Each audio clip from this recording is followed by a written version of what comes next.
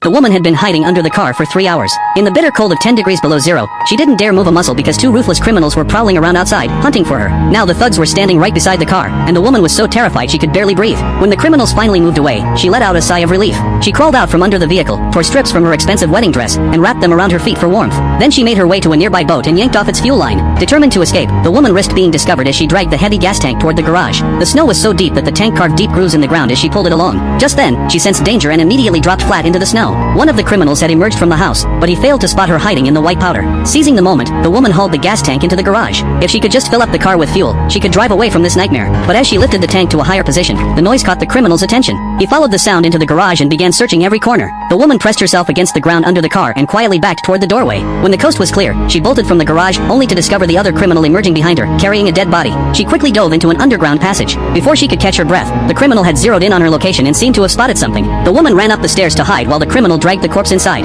With both men closing in from different directions, discovery seemed inevitable. In desperation, she pressed her car key remote. The car alarm immediately blared to life, and the criminals rushed outside, only to find the garage completely empty. Realizing they'd been tricked, both men flew into a rage and began searching every inch of the place. One criminal climbed up to the attic and sensed the woman was hiding under a white sheet. But when he ripped it away, there was nothing there. The next second, the criminal plummeted from the attic and knocked himself unconscious. When the other criminal heard the crash and hurried over to check, he didn't notice the woman creeping up behind him. At the crucial moment, the woman shoved the criminal into the room, then quickly smashed the door lock, trapping him inside. But just as she was about to escape in the car, something unexpected happened.